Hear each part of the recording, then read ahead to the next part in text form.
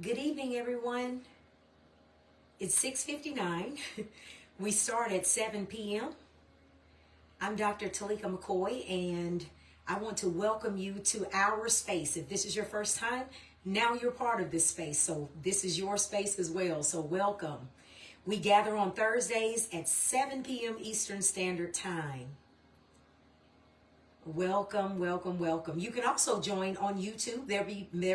There may be people joining via YouTube. So thank you so much for joining in. Whenever you join, it's just fine. Thank God for technology that records this. So welcome, welcome. We are still in Black History Month, February 2024. And I want to continue. We're going to deviate again from our Bible study. We are walking through the book of Matthew together, but we're going to deviate on this evening because I wanted to talk about American history. Since it's Black History Month, focus on American history, Black codes, and how they restricted Black people's rights. There are parts of American history that we don't get to learn in our formal education experience in America. And then there are parts of American history that some people refuse to teach. And so perhaps there are some gaps in our learning experience in America when it comes to the history of our country. And so as an American, I want to be sure to share parts of American history that I know as a child I did not get. And so if you're one of those people, then I thank you for tuning in because that's what I'm going to focus on. It's just a part of American history that I know I was not familiar with for a long time. So Black History Month, in my opinion, is a great time really to be honest about American history. On the 4th of July, we celebrate, people celebrate and everything. And so let's think about what we're celebrating and let's look at ourselves, and just consider okay, what are we celebrating? Let's think about that. So many of us know that Americans have faced various historical truths that we in 2024 need to be aware of. And I see you, Sister Samantha, saying good evening, good evening. She's saying good evening to everyone. And Terry, it's good to see you here. It's true. Christians, schools, curriculums, and public schools, too, both whitewash histories. Good point. Brother Timothy, good evening, Dr. McCoy and everyone. Yes. So again, thank you all for being here as we explore and not whitewash, Terry, right? Some of American history. So this is not going to be like a full history lesson. I don't have time. You don't have time for that just in one gathering. But it will be an opportunity for us to consider some things because I believe, and I'm talking about me, I'm not speaking for anyone else. I'm not talking from a book right now. I'm not talking about the Bible. I'm talking about me. I believe that if we don't know our history, we may repeat the parts of it that don't reflect the best of who we are. So it's really important. Terry says, I have time. Okay, well, great. Well, let's get into it. So I don't want us to repeat the parts of history that don't reflect the best of who we are. So there have been many challenges to Black life in America. And I have a lot of colleagues who are not Black, who are sometimes interested about some of that information. And they're really smart people. They're caring people. They read books and all these other kinds of things. And I've had some questions. And since I am an educator, I love to answer those questions to the best of my ability. And so as I'm talking about this, please know that I'm trying to fill some gaps in education, as I mentioned. As Terry said, want to make sure this is not a whitewashing experience. And then, thirdly, just to kind of, again, reflect on history so that we won't repeat the parts of it that don't reflect the best parts of who we are. So challenges to Black life. There's been many challenges. For example, I learned about Jim Crow laws. I learned about that. I do remember that. And I see you, Terry, saying reading books gives half the knowledge. That's right. As living and inheriting the experiences. That's right. And so that's why I'm going to actually bring a person in that I actually talked to who lived during even Jim Crow. I was not around. I wasn't born yet. So I can only read about it, yes, in a book. And so I don't want half knowledge. I want more like of a real lived experience. So I'm going to talk about a lived experience, but I didn't even learn about Jim Crow until a little later. But I learned about Jim Crow, I can say, before I learned about black codes. I didn't even know about a black code. So Jim Crow laws, many of us know, remained remained in force until 1965. And some say, well, no, it was about 67. Some of you were here then. So if you know the exact year, then speak up. Speak up for the generation that you represent. But Jim Crow laws were state and local statutes that legalized racial segregation. I use that word legalized. So Jim Crow segregation, when we think about that, we need to remember that just because something is legal does not mean that it's right. Let me say that again. Just because something is legal does not mean that it's right. All right. So Jim Crow legalized racial segregation. And I love that you all are talking back. So if you talk and I see it, I'm going to say something because we share this space. All right. Again, some of you have lived this, so please feel free to speak. Sister Barbara Williams, tradition of oral history. That's right. See, I respect that so much. So I listen to those who have come before me and those who have lived what I'm about to talk about. Yeah, Terry, mic drop. Legal is often wrong. There you go. So we have to look at ourselves. This is why it's important when thinking about voting that we make informed choices. It's not just about somebody fought for you to vote. That's part of it. That's great.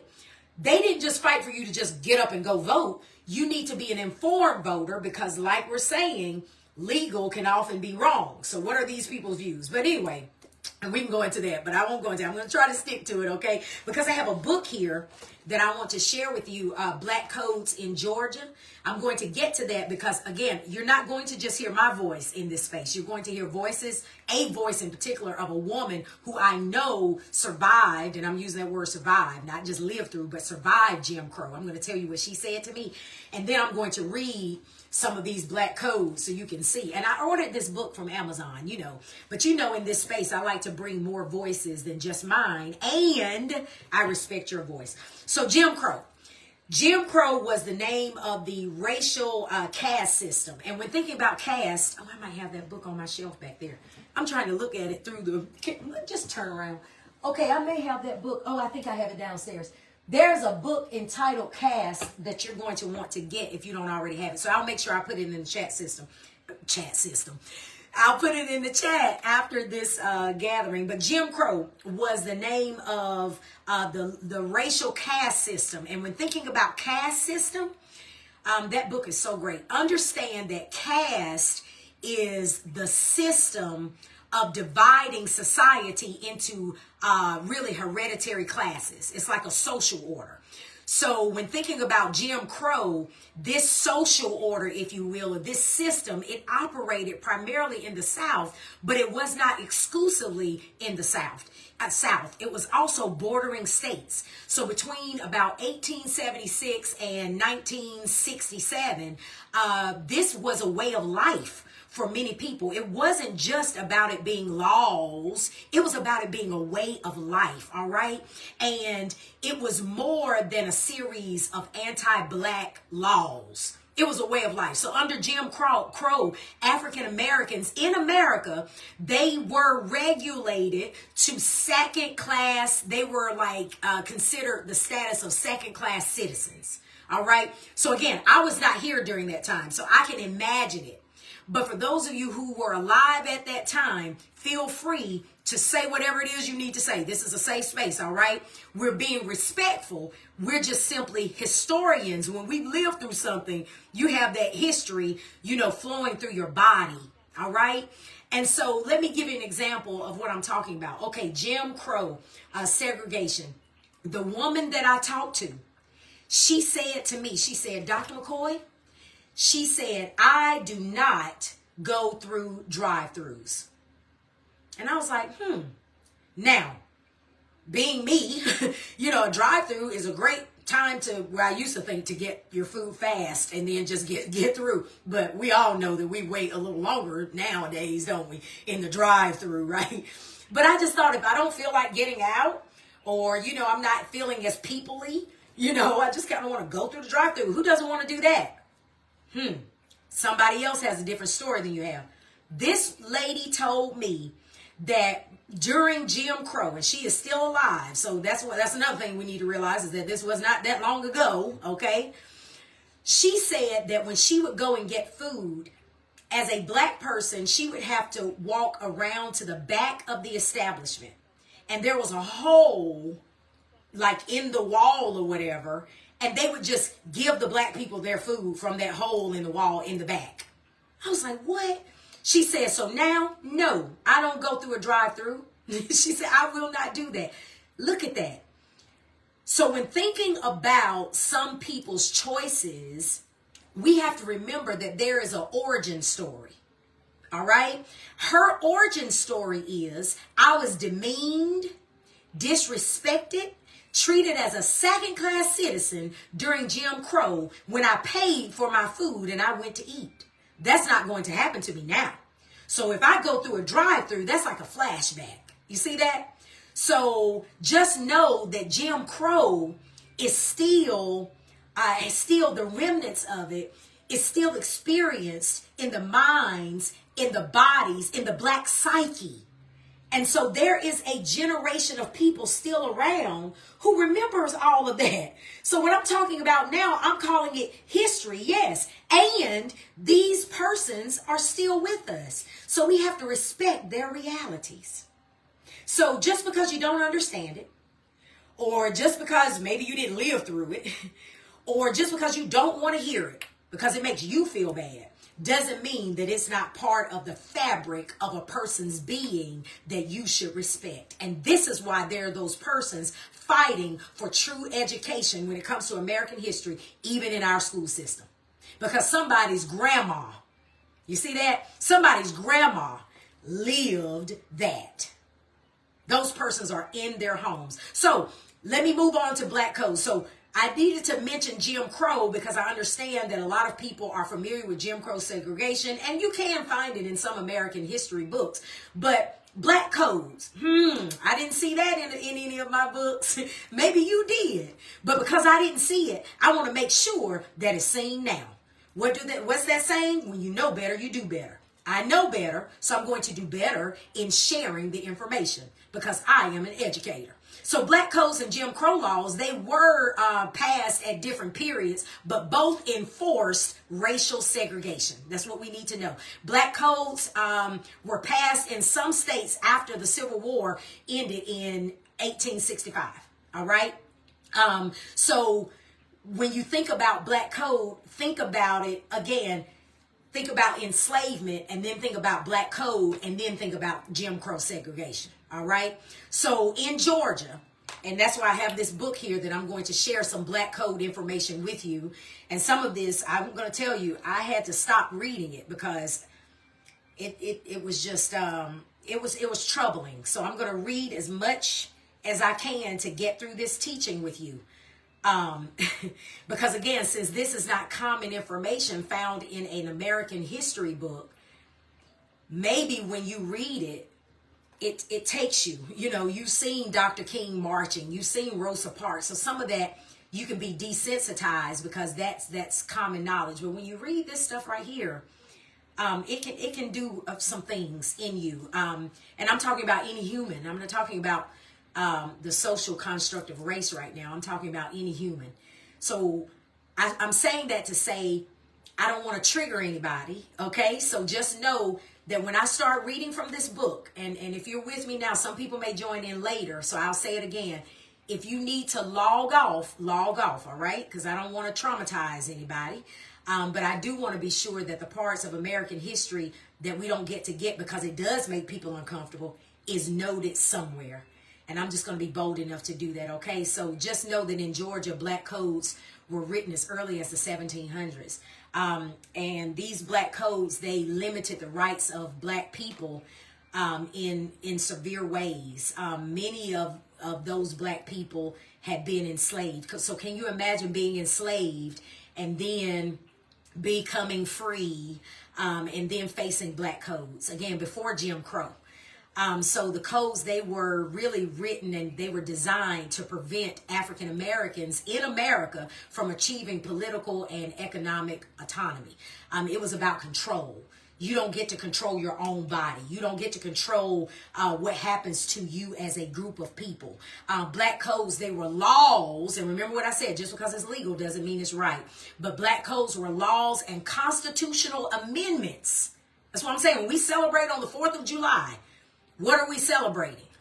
You know, I think that would be a great time to do what I'm doing now and to consider more extensively American history. But it was, black codes were laws and constitutional amendments that maintained white supremacy. And when we think about white supremacy in America, it is the unquestioned rule of white people. Have you ever heard white is right?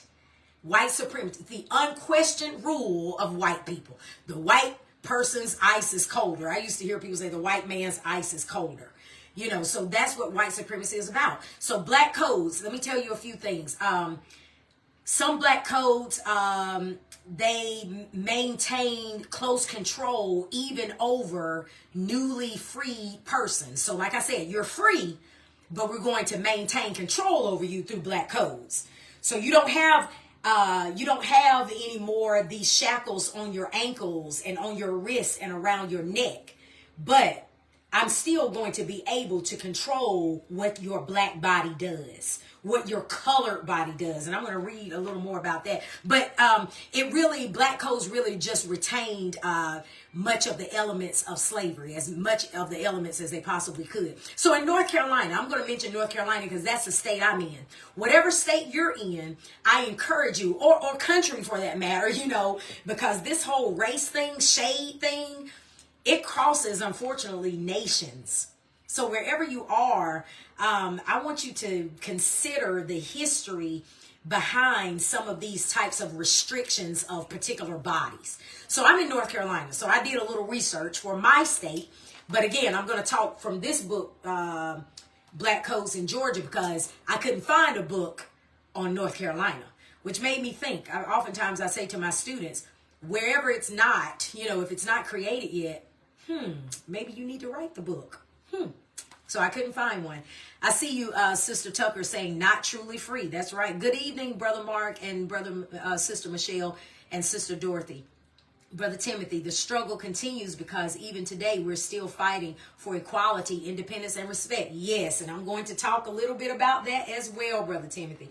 That is so true. And maybe for those persons who may not really understand that, my compassion says if they were to learn more and not be ignorant about American history like this, maybe they can understand that the struggle continues, Brother Timothy. And so I do these things. It's not just like for black people or just for wealthy people or just for poor people. No, it's for humans, you know, to the point where maybe if you know better, you will do better. Maybe if I know better, I would do better. So some things of 2024 you don't understand because you don't even understand the construct of oppression in this country. So maybe if you start there, it can help you understand some of the things that you see. The Green Book. Yes, Sister Barbara. I have one of those in here too. I started to pull it out. But I was like, McCoy, you can't cover everything. But that's why I'll keep doing these gatherings to cover these things. Yes, Sister Barbara. And oh yeah, it's a movie too. Oh, I was thinking about the actual book. But yes, and you probably are too. There's actually a movie now called The Green Book too. So yeah.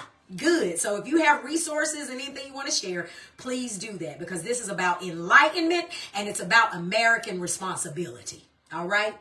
So in North Carolina, blacks were not afforded most privileges of citizenship even in 1866 in the General Assembly of North Carolina.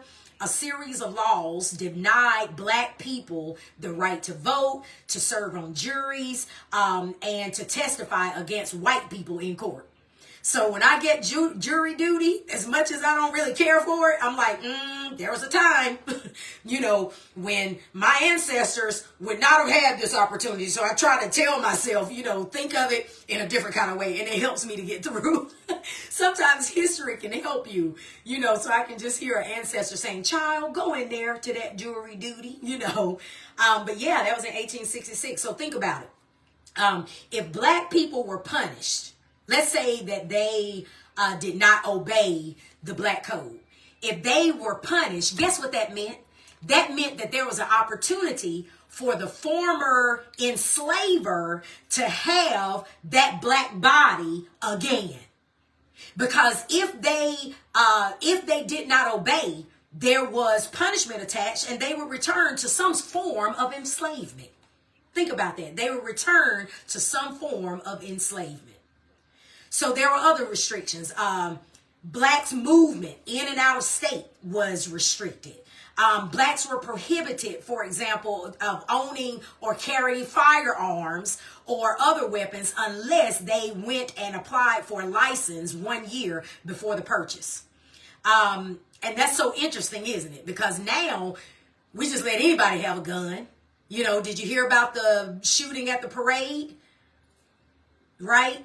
Kansas City.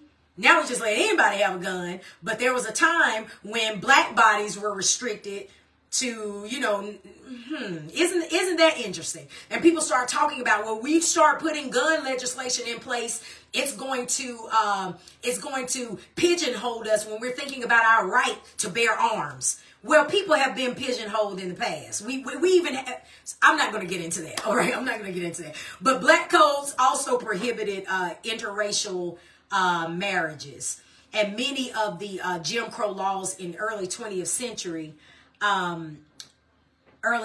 century, their origin comes from black codes. I see you, Sister Michelle. That's why I could never sit in the back of a bus. Okay, see, she's sharing her experience. But our youth believes that this is the place to be. There you go. So that's why I'm talking about respecting all generations and where they are. See that? Because, Sister Michelle, you have a conviction that lies within because it's attached to the history of your people. Well, if someone in another generation does not know the gravity of the history tied to their people, they're just doing what it is that they choose to do. And there is nothing tied to that. It's just a decision. Like I mentioned with jury duty. There was a time when I said, oh, I don't want to do it. But then, Sister Michelle, when I learned about the history of the black code that restricted somebody who looked like me in North Carolina from even being part of a jury, I changed my mind. So if there are youth of today who are doing particular things and we are looking at it, or you're looking at it, or they're looking at it, they are looking at it from a generational standpoint, we have to ask ourselves, what are we teaching? What are they learning? And they may still make the choice to, as you mentioned, and I'm glad you did, to sit in the back of the bus, but they had an opportunity now to make an informed decision. And the problem with some of us is that we don't make informed decisions because we don't have the information in the first place. And I'm the one to try to give it to us. So I have been ignorant in so many ways and still am. I'm learning. And once I learn and I know better, Sister Michelle, what do? I do better. So some of the generations who say things about other generations, like I said, compassion is really not speaking because you don't know what they've learned or what they haven't learned. When it comes to older people, you don't know their experiences, like I mentioned the lady earlier. So it's just important that once we become educated, we then educate others. And then we still let them make their own decisions, but they can't say nobody told them. So they're no longer ignorant, right? And so now what I want to do is read from this book, all right? I want to read from this book, and I'm just going to read a few things. I have so many things highlighted. And Terry said, I have time. So guess what? If you have time, if you're like Terry, then just stay with me just a little bit longer.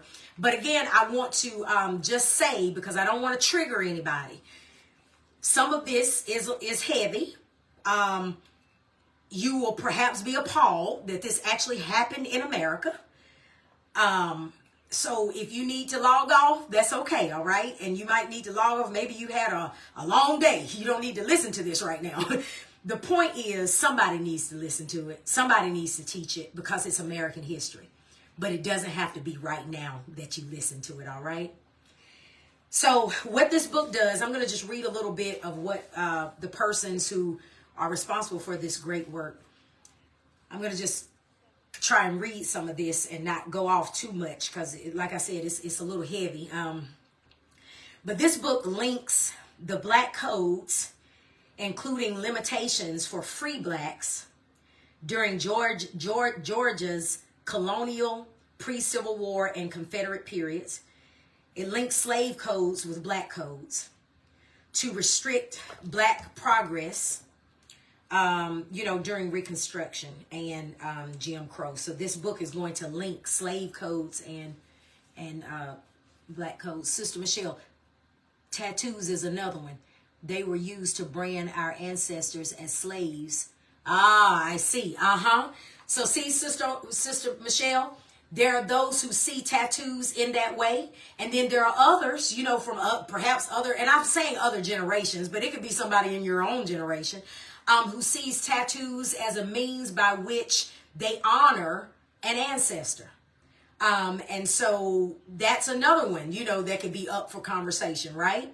And then there are some people who, you may think, well, why would they get branding? They become part of maybe fraternities or something like that, and they're branded. And some people say, well, why would they do that? That's linked to slavery. And then you have a conversation with them, and they have an informed reason why. So again, the point is to get the information and do with it what you will and what honors you and what your, and your ancestors and your knowledge. And so, yeah, thank you for sharing that, Sister Michelle. So racial inequalities persist in, I think we know this, education, incomes, criminal justice, and other indicators of quality of life in the state, in Georgia, and throughout the United States. The psychological, social, and economic impact of over 200 years of white supremacist laws and denial of human rights of people of African descent in this state cannot be denied. So they cannot teach it, but it's still history. And then the author said, policymakers, corporate leaders, and average citizens participate in collective denial by refusing to recognize the responsibility that Georgia and the United States possesses for slavery, segregation, and legal oppression. So sometimes it's not taught because nobody wants to take responsibility for the fact that it happened, and where do we go from here? Let's just not talk about it. So I'm going to, let's see, I highlighted so many things. I was really into this book. Maybe I should give somebody a copy of this book. You may not want it, but you might. Anybody want? Okay. Let me gift, because I'm not going to be able to go through all of this. You might want this. So I know I gifted 2 books last week. I'm going to gift another book. I'm going to gift this to you. So let me see if I can ask you a question. Let me ask, let's see. People are saying, yes, I want the book. Okay. So let me think of a question, and then I'm just going to read some of these codes, and then we're going to go on and log off. But let me say again, I don't want to say be careful when you read it, but just, okay? All right. So let me ask a question. I didn't think about this until now. Okay, here it is. Who is the man who is the father of Black history? Or who is the man who, you know this from last week, and you don't have to have been here to know. Oh, you're saying teach part 1 and part 2. Sister Barbara, I might do that, but this is pretty heavy. I mean, I was almost in tears when I was reading this stuff. I almost said, let me just get through 30 minutes. But I hear you, Sister Barbara. I will consider that. Yeah, maybe I'll consider that. Maybe I'll gift the book, and then maybe I'll wait to read some of these, because I think that what I've done now is give an introduction. And maybe on next week, I'll go more into this. How does that sound? You all want to do it that way? You probably want to read. Yes, we need a part 2. Okay, well, that's what we'll do. Okay, so I'll gift the book, and then you'll have it. Somebody will have it. Oh, Carter G. Woodson, there you go. You win. Okay, congratulations, Sister Brendolyn. That's right, Carter G. Woodson. Okay, So that's what I'll do. I will send you a copy of the book. Okay, congratulations. We congratulate her. Woo. Carter G. Woodson. And what I'll do is I will come back to this book because, yeah, and I might need to even take care of myself and not look at this anymore tonight. Because one of the things I don't want to be is angry. And if I am angry, let me say this. So I could be angry, but have you all ever seen the anger wheel before? I don't want to be angry for too long. So I'm okay with being angry. But I don't want to be dangerously angry. So I can be angry, because some of this really made me angry. I can be angry, but if you look at the anger wheel, there are emotions behind anger. So when someone presents as angry, if you see the anger wheel, let me see if I can pull it up. I don't know if I've done this before in this space, but I've taught about this so that we can learn how to handle angry people. Because they don't even realize that there's something a lot of times behind their anger.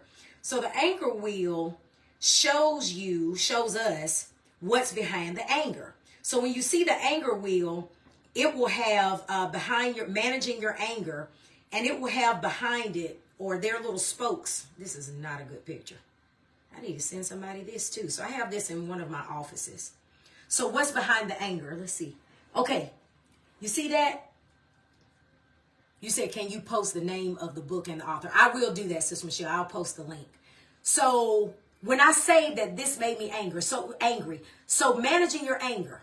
It's okay to be angry, but I need to make sure I know how to manage it. Because if I don't know how to manage my anger, it can be dangerous anger, right? It can be dangerous and produce some terrible things. So what I did was, when I became angry, I considered what was behind my anger. And this is how I practice self-control. And we all need to do this, especially for Christians, because we're in the Lenten season. And part of the Lenten season is about reflecting and being sure that we stay as far away from sin as we possibly can. And I don't know about you, but anger can produce certain types of sin. You do certain things, you say certain things, and you act certain ways, right? When you are angry. That's right, Terry. Be angry and sin not. Well, one of the ways to help us to sin not is to consider what's behind that anger. So I know you can't see it all, but I had to, after reading this today, I had to say, okay, McCoy, as you manage your anger, because you have to teach this tonight. I'm just being honest. This is live and real. What's behind the anger? Well, one of these says frustration. One says guilt. One says disappointment. One says worry, embarrassment, jealousy, hurt, anxiety, shame, and sadness. So I had to consider, because I have these I have these memorized so that I can use it. So I said, I know what's behind this anger, and I did not know I was going to talk to you all about this part. Since we're going to do a part 2, then let me finish this part 1 that's just developing. Thank you, Holy Spirit. So in this Lenten season, I said, I know what's behind my anger. And like you said, Terry, be angry but sin not. What's behind my anger is sadness.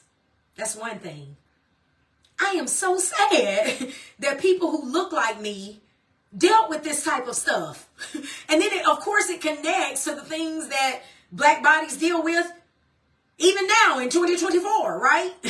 And I see you saying that, Brother Fulton, you will be okay. That's right. You got my back. Yeah, remember, God got angry. That's right. So I had to say sadness was there. Okay, another feeling behind my anger was disappointment. America, disappointed in her. Ever since I was a child, I always believe America is the best country, to be in. Not because I lived in other countries, but because, wow, God bless America, land that I love. And then you find out this type of history and you're disappointed. So that's the second feeling behind my anger. Ooh, balloons just went up. Did you all see that?